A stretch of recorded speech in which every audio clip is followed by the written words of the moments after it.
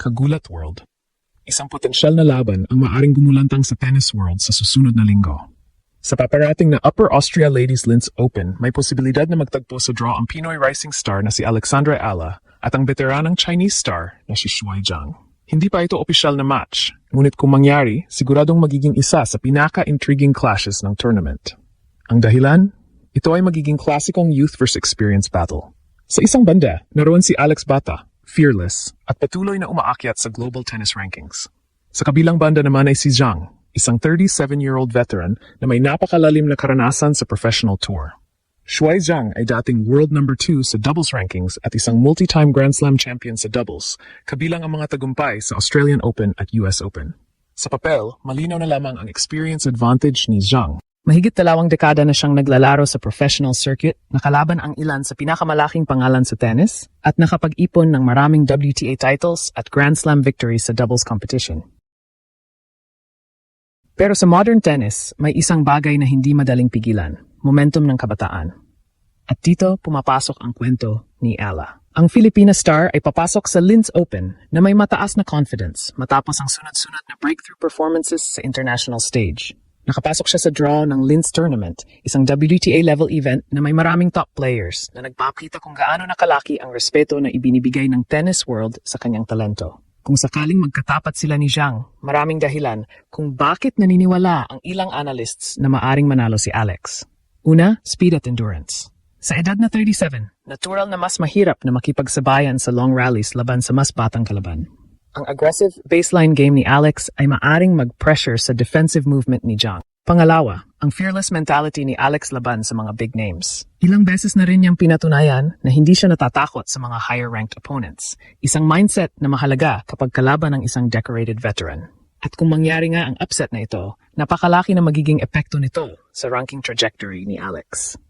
Ang pagkatalo sa isang former world number 2 doubles player at Grand Slam champion ay maaring magbigay ng malaking ranking points at global attention. Isang panalo na kayang magpabilis ng kanyang pag-akyat sa WTA ladder. Ngayon, habang papalapit ang tournament sa Austria, isang tanong ang unti-unting bumabalot sa tennis community. Kung magkatapat nga sila sa draw, handa na ba ang kabataang Pinay na gulatin ang buong China at tennis world? Isang potensyal na laban ang unti-unting kinaintrigahan ngayon ng tennis world habang papalapit ang draw ng Upper Austria Ladies Linz Open. May posibilidad na magkatapat sa tournament ang Pinoy rising star na si Alex at ang veteranang Chinese tennis player na si Zhang Shuai. Hindi pa ito opisyal na matchup, ngunit kung mangyari, siguradong magiging isa sa pinaka-dramatic na youth versus experience battles sa tournament. Sa isang banda ay si Alex ang batang Filipina sensation na patuloy na gumagawa ng ingay sa international tennis stage.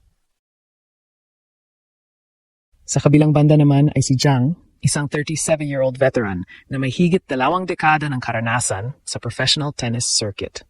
Ang ganitong klaseng banggaan ay madalas nagiging turning point matches para sa mga rising stars. Hindi basta ordinaryong kalaban si Zhang. Sa kanyang career, umabot siya sa world number 2 sa doubles rankings, isang napakalaking achievement sa WTA Tour. Bukod dito, siya rin ay naging Grand Slam champion sa doubles na nagpapakita kung gaano kalalim ang kanyang karanasan sa pinakamalalaking tennis stages sa mundo. Sa madaling salita, kung magkatapat nga sila, makakalaban ni Alex ang isang player na sanay sa high-pressure matches. Ngunit dito nagiging mas interesante ang kwento. Sa tennis history, maraming pagkakataon na ang momentum ng kabataan ang nagiging dahilan ng upset laban sa mga veterano. Ang bilis ng paa, stamina at fearless mentality ng mga batang players ay madalas nagiging sandata laban sa mga mas experienced, ngunit matandang kalaban. At yun mismo ang maaring maging advantage ni Alex. Sa kasalukuyan, kilala ang Filipina star sa kanyang aggressive baseline play, mabilis na court coverage at composure kahit laban sa higher-ranked opponents. Sa mga nakaraang tournaments, ilang beses na rin niyang ipinakita na kaya niyang makipagsabayan sa mas kilalang pangalan sa WTA Tour. Kung sakaling mangyari ang matchup, malamang na maging contrast ng dalawang estilo ang laban. Si Zhang ay kilala sa kanyang tactical awareness, shot placement at paggamit ng experience para kontrolin ang tempo ng rally. Samantala, si Alex ay umaasa sa tempo, pressure, at relentless ground strokes upang pilitin ang kalaban na magkamali. Ang tanong ngayon, alin ang mananaig, decades of experience o fearless youth? Para sa maraming observers, ang ganitong laban ay hindi lamang tungkol sa isang round sa tournament. Maari itong maging symbolic moment para sa career trajectory ni Alex. Dahil kung magkatap nga sila ni Zhang sa Linz Open, hindi lang ito simpleng laban sa pagitan ng dalawang tennis players. Ito ay magiging laban ng isang rising Filipina star na gustong patunayan sa mundo na handa na siyang makipagsabayan sa mga veterano ng WTA Tour. At kung mangyari nga ang matchup na ito, siguradong tutok ang buong tennis community sa isang malaking tanong. Handa na bang ipakita ni Alex na ang bagong henerasyon ng tennis ay dumating na?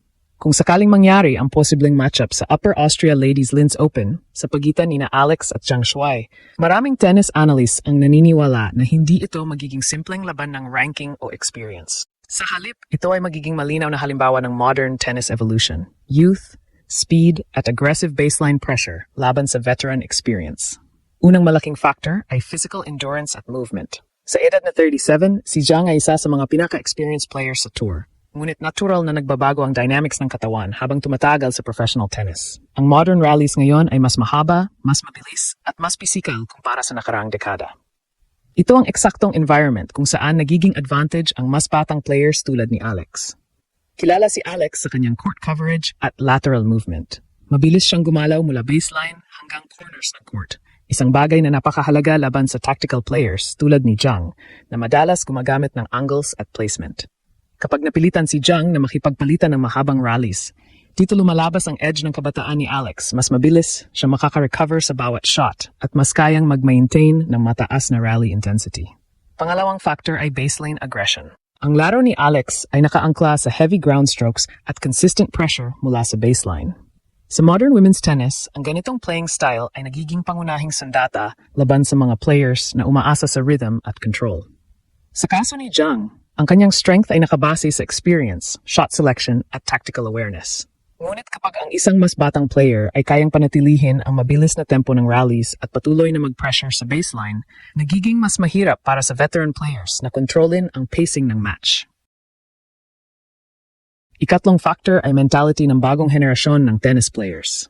Si Alex ay kabilang sa generation ng mga athletes na lumaki sa highly competitive junior circuits at international training systems. Dahil dito, mas maaga nilang natututunan ang mental composure laban sa mas mataas na ranked opponents. Sa mga nakaraang tournaments, ilang beses nang ipinakita ni Alex na kaya niyang maglaro ng walang takot, kahit laban sa mas kilalang pangalan sa tennis. Ang ganitong fearless mentality ay critical laban sa mga veterans dahil hindi siya madaling ma-intimidate ng reputation o experience ng kalaban. Kung pagsasamahin ang speed, endurance, aggressive baseline play, at fearless mindset, nagiging malinaw kung bakit maraming observers ang naniniwala na may malaking tsansa si Alex kung mangyari man ang laban. At kung mangyari ang panalo laban sa isang decorated veteran tulad ni Zhang, hindi lamang ito magiging simpleng upset. Maari itong magsilbing major momentum boost sa ranking trajectory ni Alexandra Eala. Lalo na dahil ang tagumpay laban sa isang dating elite player ay madalas nagdadala ng mas malaking attention mula sa tennis world.